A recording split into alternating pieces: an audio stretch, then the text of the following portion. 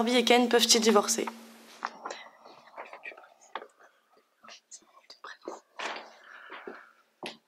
Mesdames, messieurs, les membres du jury, mesdames, messieurs, nous sommes dans les années 1950. L'entreprise Mattel fabrique alors des cadres. Ruth Handler, la compagne de l'un des dirigeants de l'entreprise, va alors se rendre en Allemagne. De ce voyage, elle ramènera une poupée. Celle-ci sera alors retravaillée et le 9 mars 1959, à la foire du jouet de New York, elle donnera naissance à Barbie, cette célèbre poupée que nous connaissons tous.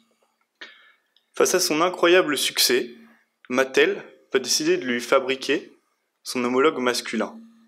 Et c'est ainsi que sera créé Ken le 11 mars 1961.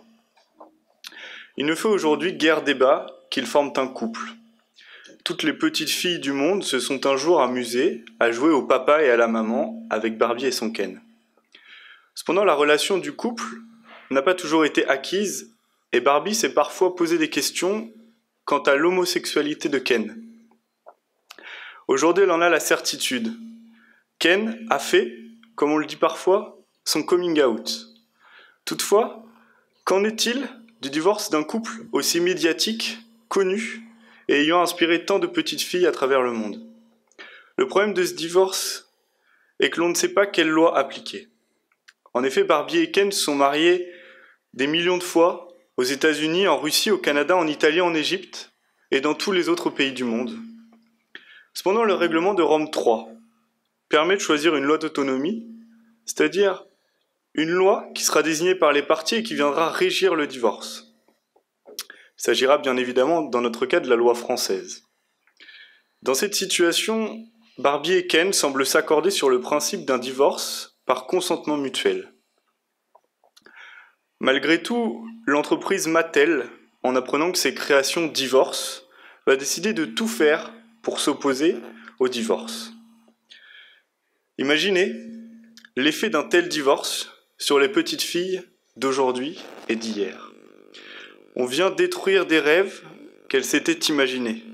Lorsqu'une petite fille joue au papa et à la maman, avec sa Barbie, elle s'imagine sa future relation avec un homme à l'image de Ken, beau, musclé, quoique sûrement un peu plus intelligent. Mais la relation qu'elle s'imagine entre Barbie et Ken illustre une sorte de fantasme que peuvent avoir les jeunes filles au même titre qu'elles rêvent d'être des princesses. En venant mettre fin à ce mythe qu'elles construisent, on vient rompre une petite part de magie et d'insouciance qui réside en chacune des petites filles de chacun des pays du monde. Imaginez-vous maintenant, à la place d'une petite fille, ses parents divorcés. Elle ne comprend pas tout ce qui se passe autour d'elle, mais suffisamment pour comprendre que l'amour n'est pas éternel.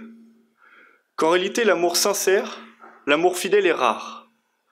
Cependant, elle se prend à rêver d'une femme qui trouverait son Ken, son amour parfait, sincère et fidèle. À cet instant précis, la petite fille oublie que la réalité est bien plus cruelle, qu'elle ne permet que très rarement à deux personnes de vivre une relation pleine et entière. Et tout d'un coup, on viendrait rompre cette relation imaginaire au titre qu'en plus de ses parents, ses poupées ont divorcé. Alors, même des choses inanimées pourraient ne plus s'aimer. Il ne faudra ainsi pas s'étonner qu'une petite fille ne croit plus en l'amour, qu'elle n'arrive plus à faire confiance et que sa vision du monde soit perturbée.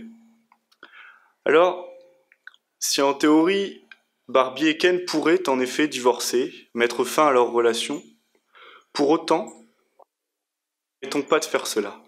Ne leur permettons pas de rompre les rêves et les espoirs de millions de petites filles du monde entier. Si parfois le droit doit se détacher de la morale et ne pas prendre en compte les éléments subjectifs, pour une fois, permettons de déroger au droit. Permettons au monde de rêver. Merci.